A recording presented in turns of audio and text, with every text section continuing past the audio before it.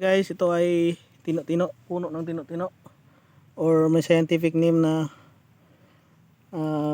Physalis Phylacis, nakalimutan ko. So mayroon tayong subscriber na nag-comment, nag-order sa akin na kailangan niya daw yun ng seeds. So mayroon tayo dito ngayon, ito na harvest ko na. Malalaman natin na magulang na siya, pwede nang itanim yung buto kapag yelo na siya at pag hinawakan natin ng ganito, kusa lang siya natatanggal. So ibig sabihin na ripe na siya, hinog na.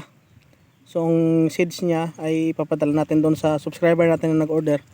So sa mga gustong mag-order, maaari kayo mag-comment lang sa baba at mag-message ako sa inyo or mag-message kayo sa aking Messenger Salvador Adonay Jr.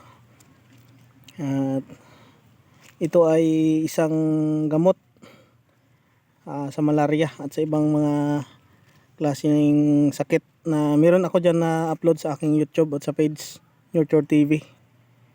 So papadala natin to sa ating subscriber na order. Ayan o, napakalaking puno. Yan lang muna mga kanyors. Thank you for watching.